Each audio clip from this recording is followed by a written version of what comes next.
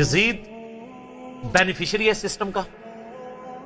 ان کو اگر Islamic history ذرا سے بھی پتا ہو، اہل سنت کی ساری تاریخ کی کتابیں اٹھا کے دیکھ لیں آپ، البدایہ والنہایہ جسے تاریخ ابن کثیر کہتے ہیں، تاریخ طبری اٹھا کے دیکھ لیں، تاریخ ابن خلدون اٹھا کے دیکھ لیں، ابن عساکر اٹھا کے دیکھ لیں، سب میں ڈیٹیلز موجود ہیں اور وہ فٹ ان بیٹھتی ہیں بخاری مسلم کے حدیث میں. وہ حدیث بھی اس میں نے لکھی نہیں ہے کہ کوفے کا گورنر تھا نعمان ابن بشیر صحابی رسول صلی اللہ علیہ وسلم. جب حضرت حسین علیہ السلام کے بارے میں پتا چلا یزید کو کہ یہ آ رہے ہیں وہاں پہ اور کوفے سے یہ ایک قیام کریں گے اور دعوت حق لانچ کریں گے، سب سے پہلا اس نے ڈیسیژن کیا کہ نعمان ابن بشیر کو کوفے کے گورنری سے ہٹا دیا. یہیں سے اس کی 2 نمبری شروع ہو گئی ہے. یہ کہتے ہیں پروف دیں، پروف آپ کو پتا ہے کیا ہے؟ اس لیے کہ نعمان ابن بشیر صحابی تھے، ان کو پتا تھا حضرت حسین کے ساتھ تو میں کوئی نیگیٹو نہیں کر سکتا، تو نرم رویہ رکھتے تھے. اور عبید اللہ ابن زیاد کو اس نے بھیجا. عبید اللہ ابن زیاد ایک ظالم آدمی تھا. صحیح بخاری میں انٹرنیشنل نمبر کے مطابق 3748 نمبر حدیث ہے کہ حضرت حسین ابن علی کا سر کاٹ کر عبید اللہ ابن زیاد کے سامنے تشت میں لا کے پیش کیا گیا. اللہ کی لعنت ہو، تمام فرشتوں کی لعنت ہو، تمام لعنت کرنے والوں کی لعنت ہو جن لوگوں نے حسین ابن علی کو اس طریقے سے شہید کیا. یہ صحیح بخاری شریف ہے 3748 انٹرنیشنل نمبر کے مطابق، جس میں امام بخاری نے حسین کے ساتھ علیہ السلام لکھا ہے. اور آپ لوگوں کے پیٹ میں آج تک درد ہو رہی ہے. دارالاسلام والوں نے تحریف کر کے علیہ السلام کاٹ دیا اس میں سے، لیکن سعودیہ کا جو مکتبہ شامل ہے اس میں موجود ہے، دارالکتب العلمیہ کا جو بیروت کا چھپا ہوا ہے اس میں موجود ہے، اور اہل حدیث کی جو سب سے بڑی سائٹ ہے حدیث کی کتابوں کی sunna.com اس میں موجود ہے، اسلام 360 میں موجود ہے، اور اس میں بھی عربی میں علیہ السلام ہے، اردو میں مولوی نے رضی اللہ تعالیٰ عنہ کیا ہوا ہے. تحریف، یہ ہے تحریف. تو سر جب آپ چوری کریں گے نا اتنی سی بھی، تو اللہ نے ایک بلا آپ پہ چھوڑی ہوئی ہے جو مولانا شریف کو بخاری شریف سے باہر نکال کے پھینکتی ہے اور لوگوں کو بتاتی ہے یہ بخاری شریف ہے اور یہ مولانا شریف ہے. حسین ابن علی کا سر کاٹ کے سامنے رکھا گیا، اس نے کچھ کلام کیا تو حضرت انس ابن مالک پاس کھڑے تھے، تڑپ اٹھے. انہوں نے کہا سب سے زیادہ رسول اللہ کے ہم شکل حسین ابن علی تھے. تو یہ ان لوگوں کا، اور یہ تھا گورنر کوفہ جو لگایا اس کام کے لیے گیا تھا. وہ کہتے ہیں یزید کو پتہ نہیں چلا، اس نے خود ڈیسیژن کیا. اچھا جی مان لیا. تو جب یہ خود اس نے ڈیسیژن کیا، اس کے بعد یزید نے پھر یقیناً اس نے عبید اللہ ابن زیاد کو جیل میں ڈلوا دیا ہوگا، کیونکہ آپ تمہیں کہانی کراتے ہیں کہ دریائے فرات کے کنارے کتا بھی پیاسا مر جائے تو حکمران کی ذمہ داری ہے. تو یزید نے پھر حسین ابن علی نبی کا بچہ جب قتل ہوا اتنے وہ اپنے بچوں کے ساتھ رشتہ داروں کے ساتھ، تو اس کو جیل میں ڈلوا دیا ہوگا. کوئی ضعیف روایت ہی لے آئے. اور اگلے دن میں ایک مولوی کو سن رہا تھا، وہ کہتا ہے آپ کو پتا ہے حسین سے لڑنے کے لیے جو آیا تھا وہ کون تھا؟ عمر ابن سعد ابن ابی وقاص. یہ اسی طریقے سے میں کہوں کہ وہ طوفان نوح کے اندر جو غرق ہو گیا، آپ کو پتا ہے کون تھا؟ وہ حضرت نوح کا بیٹا تھا. تو انو میں ہی چپیڑ مار سکنا. سعد ابن ابی وقاص کا مرتبہ زیادہ ہے یا حضرت نوح کا؟ تو آپ دھونس لگا رہے سعد ابن ابی وقاص کی ہمیں رضی اللہ تعالیٰ عنہ. وہ تو اشرم و اشرم میں سے. نوح کا بچہ اگر کافر نکلا ہے تو سعد کا بچہ اگر غلط نکلا ہے، وہ پھر کہتے ہیں وہ نبی کے ماموں تھے. او یار کہانیاں کرانی بند کرو. یہ اسی طریقے سے کہ وہ ترک رفع دہن پہ کہتے ہیں ابن مسعود کا مرتبہ آپ کو پتا ہے؟ او ابن مسعود کا مرتبہ پتا ہے؟ ابن مسعود سے پہلے وہ ثابت بھی ہو، پھر اگلی بار مرتبے ہوں گے. ناموں کا روب. سعد ابن ابی وقاص تو سر آپ کو، ہمارے تو وہ لیڈر ہیں، میں نے کتنی حدیثیں پیش کی ہیں. صحیح مسلم میں حدیث ہے 6220. انہوں نے تو حضرت معاویہ کے ساتھ پھڈا لے لیا تھا جب حضرت علی پہ سب و شتم کروانے لگے تھے. سعد ابن ابی وقاص جیسا تو شیان علی کوئی نہیں تھا. آپ ہمیں بتا رہے ہیں اس کا بیٹا تھا. اس کے بیٹے کے کرتوت بھی صحیح مسلم میں موجود ہیں. وہ ابے کو سب سے زیادہ پتا ہوتا ہے نا میرا بچہ کیا ہے. ابھی تو کربلا ہوا نہیں ہوا تھا. صحیح مسلم اٹھا کے آپ جا کے نا عمر ابن سعد لکھیں اور صحیح مسلم کو سلیکٹ کریں تو حدیث آئے گی کہ حضرت سعد ابن ابی وقاص بیٹھے ہوئے تھے، ان کے سامنے ایک اونٹ سوار آیا. تو ساتھی کہتے ہیں کہ حضرت سعد ابن وقاص نے کہا اے اللہ اس اونٹ سوار کے شر سے میں تیری پناہ میں آتا ہوں. اور جب وہ اترا تو ان کا بیٹا تھا عمر ابن سعد. سعد ابن وقاص تو اپنی زندگی میں اپنے بیٹے کو شیطان کی طرح سمجھتے ہوئے اللہ کے حضور جو ہے وہ پناہ مانگا کرتے تھے. اور دیکھ لیں سعد کی پھر کرامت ویژن دیکھ لیں.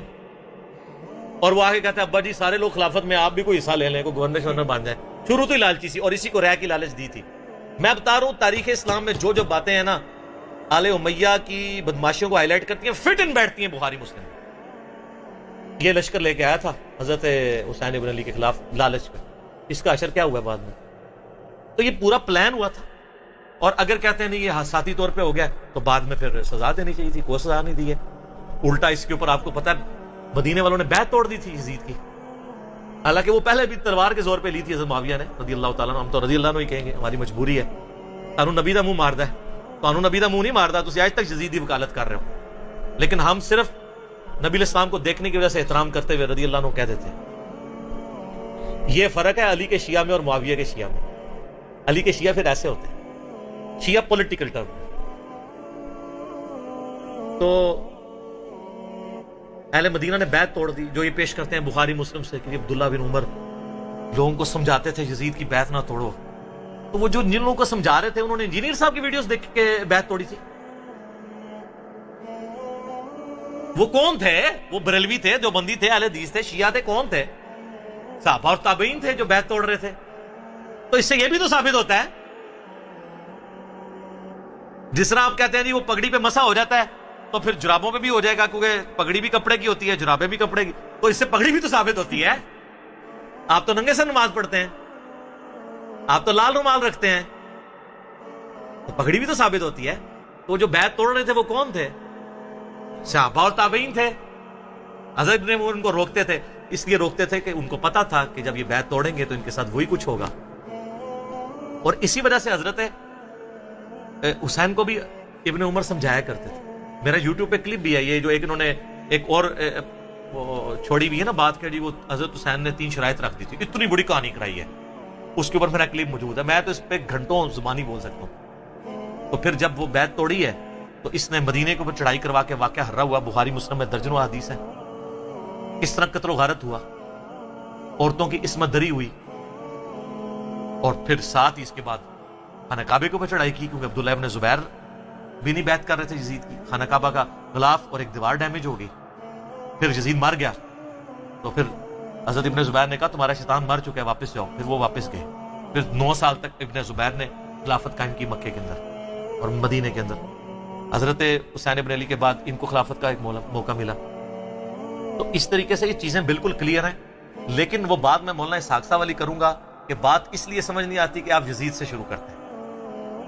جب تک آپ بات پیچھے سے شروع نہیں کریں گے آپ کو بات سمجھ نہیں آئے گی. اگر آپ 1857 کی جنگ آزادی کو نہیں سمجھیں گے آپ کو 1947 میں 2 قومی نظریہ سمجھ میں نہیں آئے گا. اور جب تک 1947 میں مسلمانوں کی قربانیوں سے جو ملک بنا ہے وہ آپ نہیں سمجھیں گے تو آج آپ کو نہیں سمجھ آئے گی کہ پاکستانی عوام کیوں اسلامی نظام یہاں پہ چاہ رہے ہیں. اس لیے کہ وہ کہتے ہیں ہمارے بزرگوں نے پاکستان بنایا اس لیے تھا کہ پاکستان کا مطلب کیا، لا الہ الا اللہ. یہ سیکولر اینکر بیٹھ کے جو باتیں کر رہے ہیں ان کو یہ کیسے سمجھ آئے جب تک آپ پیچھے نہیں چلیں گے.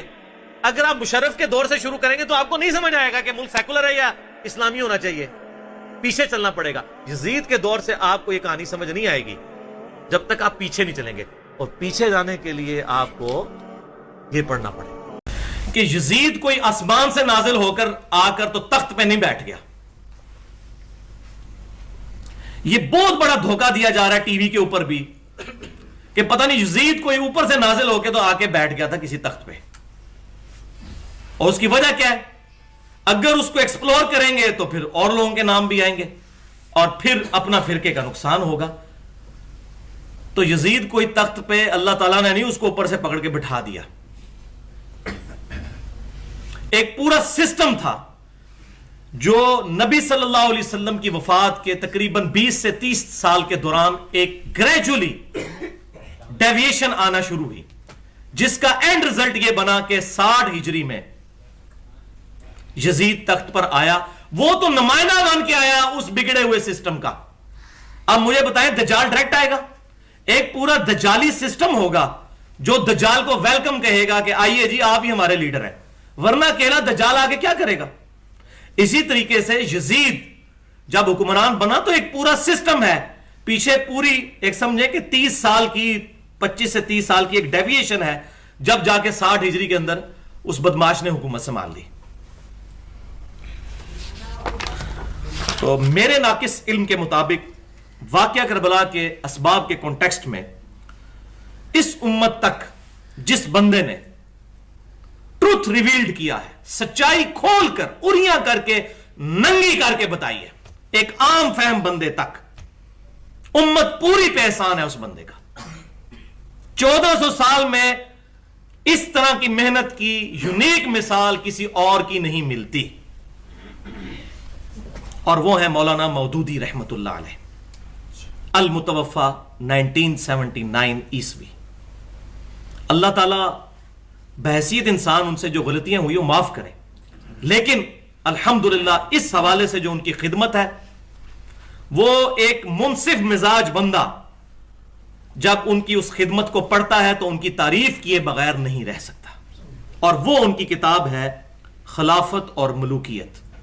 میں اس کو کہتا ہوں یہ علمی ایٹم بم ہے، اور یہ مولانا مودودی رحمت اللہ علیہ کے حصے میں آئی خدمت،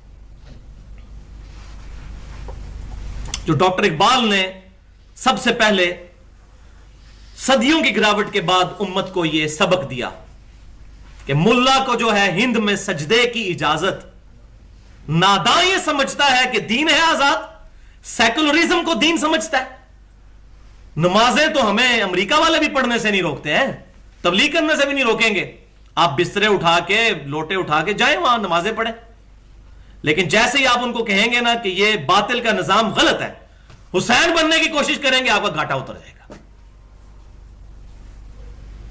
سیکولرزم انڈیا میں بھی اجازت ہے، سیکولرزم یہی ہے کہ مذہب اور دین آپ کا ذاتی معاملہ ہے، خوب نمازیں پڑھیں، متھے بھی گھسا دیں، آپ سب کچھ کریں، لیکن باطل کو چیلنج نہ کریں آ کے سامنے کہ نظام اللہ کا ہونا چاہیے، اللہ کی زمین پر اللہ کا نظام ہو، خلافت کا نظام قائم ہو، اس پہ بات نہ کریں۔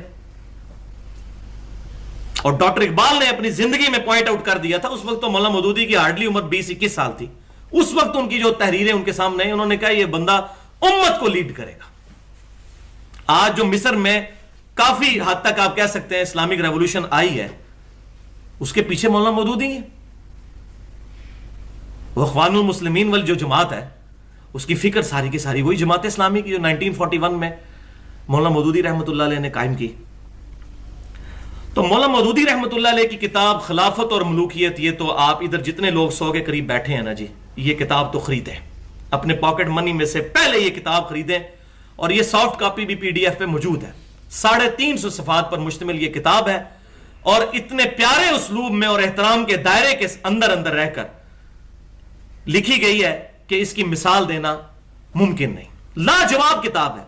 اور جن مولویوں نے ناکام کوشش کی ہے اس کو جواب دینے کی، انہوں نے اپنی بدنامی میں اضافہ کروایا ہے، ان کا جاہل ہونا اور لوگوں پر عیاں ہو گیا کہ یہ اتنے جاہل ہیں، غلط پراپوگنڈا کیا۔ وہ کتاب پڑھیں، خلافت اور ملوکیت۔ اور وہ کتاب بھائیو انہوں نے خود کو گھر بیٹھ کے، ان کو کوئی معاذ اللہ استغفر اللہ کشف اور وحی نہیں ہوا، وہ اہل سنت کی ہی ہمارے اسلاف کی محنتوں میں سے انہوں نے اس کو ایک جگہ کمپائل کیا، اور مینلی 7 کتابیں ہیں تاریخ کی، اہل سنت کی اتھینٹک اسناد کے ساتھ، جن سے انہوں نے یہ سارے واقعات لے کر اس کو ایک انٹلیکچوئل ترتیب کے ساتھ نقل کیا۔ اور جہاں جہاں اس کانٹیکسٹ میں احادیث آئیں، انہوں نے الحمدللہ احادیث کی کتابوں کے بھی حوالے دیے، اور اس میں جو کمی تھی وہ الحمدللہ میں نے پوری کر دی، وہ میں آگے بتا دیتا ہوں۔ اور وہ 7 کتابیں کون سی ہیں وہ آپ سن لیجئے، چونکہ عربی زبان کے اندر لکھی گئی ہیں، مولوی اس کا ترجمہ ہی نہیں تھے ہونے دیتے، ابھی بھی بہت کم کتابوں کا ان میں سے ترجمہ ہوا ہے، ورنہ مولویوں کے پول کھل جائیں گے، یہ روٹی والا چکر ختم ہو جائے گا۔ تو پہلی اسلام کی تاریخ جو اہل سنت میں امام ابن جریر الطبری رحمت اللہ علیہ المتوفا 310 ہجری، ہمارے اسلاف میں سے تاریخ طبری انہوں نے لکھی۔ یہ اہل سنت کے امام طبری ہیں، ایک اہل تشیع کے بھی امام طبری ہیں، یہ اہل سنت کے امام طبری ابن جریر، جن سے ابن کثیر نے سب کچھ نقل کیا ہے۔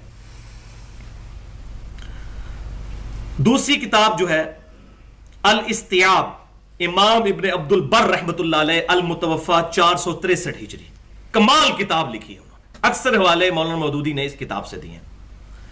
تیسری کتاب تاریخ دمشق ہے، ابن عساکر رحمت اللہ علیہ المتوفا 571 ہجری ان کی۔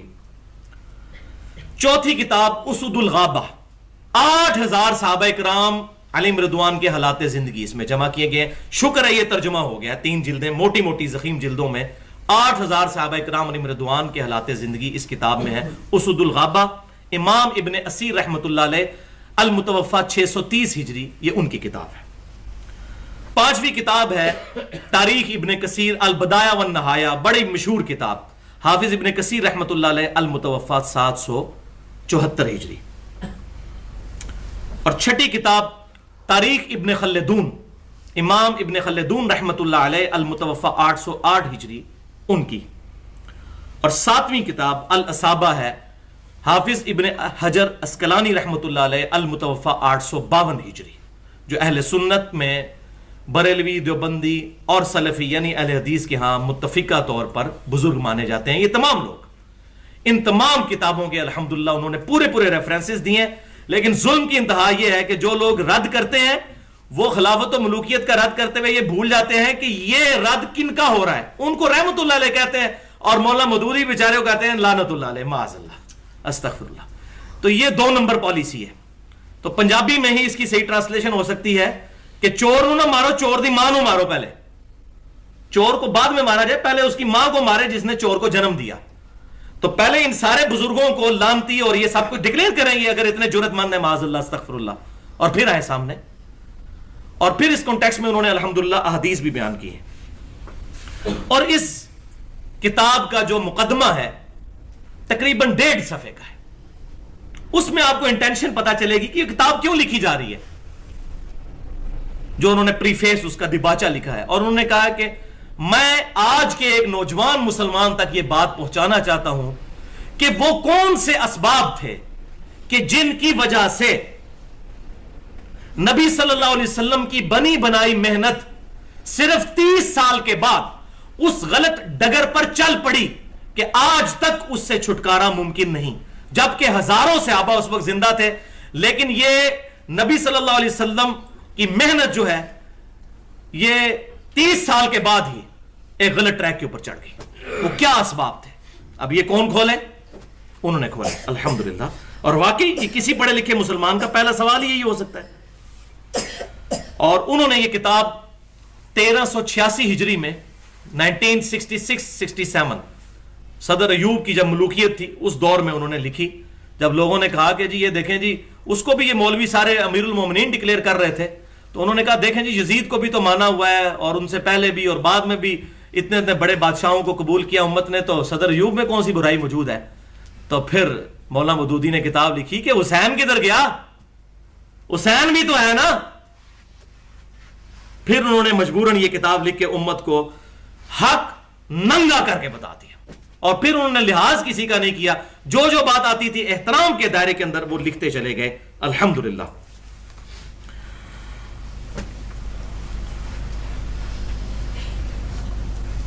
مولانا مودودی رحمت اللہ علیہ کی یہ کتاب خلافت اور ملوکیت میں نے 2012 اسی سال جون میں پڑھی.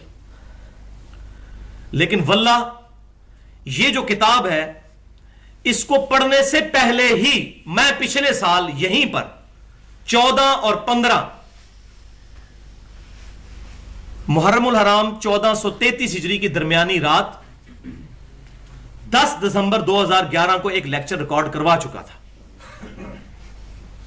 مسئلہ نمبر 61 کے نام سے اہل سنت پاک.com پر وہ گفتگو اپلوڈ ہے. 2 گھنٹے اور 22 منٹ کی حسینیت اور یزیدیت کا تحقیقی جائزہ. یہ خلافت اور ملوکیت تو میں نے بعد میں پڑھی ہے, میں تو پہلے ہی کتاب و سنت کے ذریعے یہ ساری گیم سمجھ گیا تھا. یہ تو بعد میں جب لوگوں نے کہا کہ یہ تو فکر مودودیت پھیلا رہا ہے, اور مجھے پتہ ہی نہیں تھا خلافت اور ملوکیت کے بارے میں, تو میں نے بعد میں پڑھی. پھر الحمدللہ مجھے سمجھ آئی کہ وہ کیوں کہہ رہے ہیں. جو بھی صحیح بات کرتا ہے اس پہ کوئی نہ کوئی ٹھپا لگا دو. کوئی توحید کی بات کرے تو کوئی یہ وہابی ہے, کوئی اہل بیت کی بات کرے اس کو یہ تو شیعہ ہو گیا, کوئی صحابہ کی بات کرے اس کو یہ دیوبندی ہو گیا, کوئی نبی صلی اللہ علیہ وسلم کی محبت کی بات کرے تو اس کو کوئی بریلوی ہو گیا. یہ مولویوں نے ٹوٹکے بنائے ہوئے ہیں اپنی اپنی دکانداری چلانے کی. یہ میں نے الحمدللہ 35 سال کی عمر میں یہ پورا یہ جو تجربہ ہے اس کے بعد میں آپ کو نچوڑ نکال کے بتا رہا ہوں ان مولویوں کا جو انہوں نے امت کے ساتھ ظلم کیا. تو وہ جب لیکچر ریکارڈ ہوا اور وہ الحمدللہ اہل سنت پاک.com پر رکھا ہوا ہے, اس کے بعد سے جو ہے نا ایک ساری طرف جو ہے وہ ہلچل مچنا شروع ہو گئی. اس میں نے واقعہ کربلا کہ وجوہات کیا تھیں، اور یہ پوری ڈیٹیلز میں نے اس میں بتائی ہیں. آج ٹائم نہیں کہ میں ان چیزوں کو ایڈریس کروں، اس کی وجہ یہ ہے کہ پھر بار بار ریپیٹیشن ہوتی ہے. آج میں نئی باتیں کرنا چاہتا ہوں تاکہ یہ چیزیں اس کے ساتھ ایڈ ہو جائیں. جس کو شوق ہو تو وہ اس کو بھی سن سکتا ہے. بلکہ انشاءاللہ تعالی جو کتاب و سنت کے منہج کے لوگ ہیں، جو صحیح الاسناد احادیث کو حجت مانتے ہیں، ان کے لیے وہ بڑی اچھی محنت ہے الحمدللہ. اس کے بعد پھر میں نے ایک اور لیکچر بھی ریکارڈ کروایا، مسئلہ نمبر 48 کے نام سے، 1 گھنٹے کا. فکر حسین تحریک خلافت کی روح ہے. 5 اس میں امپورٹنٹ پوائنٹس میں نے ڈسکس کیے. وہ بھی اہل سنت پاک.com پر بھی اور ہمارے یوٹیوب کے چینل پہ گفتگو رکھی ہوئی ہے. فکر حسین تحریک خلافت کی روح ہے. جو خلافت کی بات کرتا ہے اس کو فکر حسین کلیئر ہونی چاہیے. 3 لٹمس ٹیسٹ میں نے اس میں بتائے ہیں، ان میں سے تیسرا یہ ہے. پہلا یہ ہے کہ کتاب اللہ کی طرف اس کی دعوت ہو، فرقہ واریت سے پاک. دوسرا پوائنٹ، قتال کے اوپر وہ زور دیتا ہو، قتال سے نہ بھاگے. اور تیسرا، فکر حسین اس کو کلیئر ہو، ورنہ تو آج کے حکمران یزید سے بہت بہتر ہے. یہ اہل بیت کے قاتل تو نہیں ہے. اگر آج کے بدماش ملوکوں کو ہم نے غلط کہنا ہے تو ہمیں پہلے یزید کو بھی غلط کہنا پڑے گا. آپ کہیں وہ ٹھیک ہے اور یہ غلط ہے، تو پھر فکر حسین کلیئر نہ ہوئی تو پھر تو خلافت کی بات کرنا ہی غلط ہے. اور الحمدللہ مجھے اس دفعہ بڑی خوشی ہوئی، میں آپ کے ساتھ بھی شیئر کرتا ہوں. اسلام آباد پورے میں نے یہ دیکھا ہے، جماعت اسلامی کی طرف سے، میں کوئی رکن نہیں جماعت اسلامی کا. فکر حسین والے لیکچر میں نے تنظیم اسلامی کی بات کی اور ڈاکٹر اسرار صاحب رحمۃ اللہ علیہ کی بات کی. میں تو الحمدللہ جو حق بات جو بھی بندہ بیان کرتا ہے اس کی میں تعریف کرتا ہوں. تو اس دفعہ جماعت اسلامی نے، میں ان کو کریڈٹ دیتا ہوں یہ کہ پورے اسلام آباد میں انہوں نے بڑے بڑے بینرز لگائے، وائٹ اور ریڈ کلر میں. وائٹ بینرز تھے اور اس پہ ریڈ لکھائی ہوئی تھی، اور اس پہ کیا لکھا تھا؟ اسلامی نظام خلافت کے لیے قربانی پیش کرنے والے امام حسین کو سلام پیش کرتے ہیں. اللہ اکبر. وہی جو میں نے جملہ بولا تھا نا، یہ میرا گولڈن کوٹ ہے. فکر حسین تحریک خلافت کی روح ہے. جو کہتا ہے نا حسین باغی ہے، وہ خلافت کی بات کرنا چھوڑ دے. جب تک حسین سمجھ نہیں آئیں گے خلافت نہیں سمجھ آ سکتی. جب تک بنو امیہ کی بدماش حکومت کو بدماش حکومت نہیں کہا جائے گا، اس وقت تک خلافت کی بات ہو ہی نہیں سکتی. کاٹ کھانے والی ملوکیت. اور تیسرا لیکچر جو 2 ہفتے پہلے ہی میں نے ریکارڈ کروایا، 55B مسئلہ کے نام سے، وصی رسول کون ہے اور حدیث قرطاس کا تحقیقی جائزہ. 2.25 گھنٹے کی علمی گفتگو، بلکہ علمی ایٹم بم ہے. اور اس میں نے کافی ساری چیزیں جو ہیں کھول کھول کر بیان کی ہیں. یہ تو تھے لیکچرز. 2 ریسرچ پیپرز ہیں جو میں سمجھتا ہوں کہ اگر کوئی بندہ خلافت اور ملوکیت نیکسٹ ٹائم پرنٹ ہو، ویسے تو لاکھوں کی تعداد میں پرنٹ ہو چکی ہے، 31 کے قریب اس کے ایڈیشن نکل چکے ہیں خلافت اور ملوکیت کے. ان 40-50 سالوں میں لاکھوں اس کے ورژن نکل چکے ہیں، لاکھوں کی تعداد میں پبلش ہو چکی ہے. اس کے اندر اگر یہ 2 ریسرچ پیپر میرے مختصر سے ہیں، ایک 4 صفحے کا ہے اور ایک 10 صفحوں کا، 5 ورقوں کا، وہ میں آپ کو بتا دیتا ہوں. وہ آپ کو لیکچر کے اینڈ پہ مل بھی سکتے ہیں جس کو چاہیے ہو. ریسرچ پیپر نمبر 5A اہل سنت پاک.com پر رافضیت، ناسبیت اور یزیدیت کا تحقیقی جائزہ. اور ریسرچ پیپر نمبر 5B واقعہ کربلا کی اسلامی تاریخ 40 صحیح الاسناد احادیث کی روشنی میں، جن میں سے اکثر احادیث صحیح بخاری، صحیح مسلم اور باقی مستند کتابوں سے ہیں. احادیث کی روشنی میں سیدنا عمر کی شہادت سے لے کر واقعہ کربلا ہونے تک 40 احادیث کی روشنی میں اسلامی تاریخ واقعہ کربلا کی الحمدللہ میں نے بیان کی. اور اب اللہ تعالیٰ کا کرم ہوا کہ لاہور میں ایک پبلیکیشنز ہیں جنہوں نے وہ شعراء آفاق کتاب بھی چھاپ دی ہے. محدث ابن جوزی رحمت اللہ علیہ کی کتاب المتوفا 597 ہجری، جن کو اہل سنت اور اہل تشیع دونوں اپنا بزرگ مانتے ہیں. اور یہ بزرگ آج سے تقریباً 800 سال پہلے گزرے. محدث ابن جوزی رحمت اللہ علیہ المتوفا 597 ہجری، ان کی شعراء آفاق تصنیف ہے عربی میں، جس کا ترجمہ ہے یہ اس سرکش کا رد ہے جو یزید کو برا کہنے سے منع کرتا ہے. اور کمال کتاب لکھی ہے انہوں نے ائمہ اہل سنت امام احمد بن حنبل رحمت اللہ علیہ اور باقی ائمہ کے اقوال لکھ کر یزید کی شخصیت کو ننگا کیا. حتیٰ کہ ایون حضرت امیر معاویہ رضی اللہ تعالیٰ عنہ کی جو اجتہادی غلطیاں ہیں احترام کے دائرے کے اندر وہ بھی انہوں نے بیان کی. بدتمیزی کے ساتھ نہیں، احترام کے دائرے میں. اور واقعہ کربلا کا جو صحیح سکیچ ہے وہ اس کتاب کے ذریعے سامنے آ سکتا ہے. یہ اہل سنت پاک .com پر 22 سے 23 MB کی فائل ہے، آپ ڈاؤن لوڈ کر لیں. تقریباً 180 صفحوں پر مشتمل ہے یہ کتاب، 160 صفحوں پر. اس میں سے پہلے 80 صفحے جو ہیں وہ مقدمہ وغیرہ لکھا ہے، آج کے علماء کے مختلف احادیث کی روشنی میں انہوں نے اپنے کمنٹس دیے، اور 80 صفحوں پر یہ کتاب ہے. یہ الحمدللہ منگوائی بھی جا سکتی ہے، ہمارے یہاں سے مل بھی سکتی ہے. تو یہ وہ کتاب ہے جو اتھینٹک ترین کتاب ہے یزید کے ٹاپک پر، اور یہ ہمیشہ سے اہل سنت علماء اس کو پیش کرتے آئے ہیں. ایون امام ابن تیمیہ رحمۃ اللہ علیہ المتوفا 728 ہجری، انہوں نے اس کتاب کی تعریف کی ہے. حافظ ابن کثیر رحمۃ اللہ علیہ المتوفا 774 ہجری، انہوں نے تو بہت تعریف کی اس کتاب کی کہ یہ کتاب لکھ کے محدث ابن جوزی رحمۃ اللہ علیہ نے یزیدیوں کا منہ توڑ دیا ہے. انہوں نے تو بڑی تعریف کی ہے کہ صحیح انہوں نے ٹکا کے جواب دیا ہے. اور تیسرا امام ذہبی رحمۃ اللہ علیہ المتوفا 748 ہجری، انہوں نے بھی اس کتاب کی تعریف کی. بلکہ دور حاضر میں اہل سنت کے بہت بڑے محدث جو ہیں، شیخ زبیر علی زئی صاحب، جب ان سے میں نے 17 جون 2009 کو انٹرویو لیا تھا، 100 سوال ان سے پوچھے تھے جو کہ ہماری ویب سائٹ اہل سنت پاک .com پر بھی رکھے ہوئے ہیں، ویڈیو انٹرویو ان کا. اس میں انہوں نے یہ کتاب دکھائی اور باقاعدہ بتایا کہ یہ صحیح سند کے ساتھ ان سے یہ ثابت ہے. اور اس میں سے یزید کے خلاف جو قول ہے امام احمد بن حنبل رحمۃ اللہ علیہ کا، وہ انہوں نے عربی میں پڑھ کے اور اس کی کہا کہ یہ سند سے یہ پورا بیان کیا. الحمدللہ. ہستی ساری لٹ جاتی، دنیا ساری دنیا داری لٹ جاتی، گل وچ پہ جاوڑ جد باواں عشق دیاں، اوکھے پینڈ لمیاں نے راواں عشق دیاں. اللہ اللہ اللہ اللہ اللہ اللہ اللہ اللہ اللہ اللہ. کال خیال حیاتی دے پھر بھول جانے، ہیرے لال تمانا اندر رل جانے.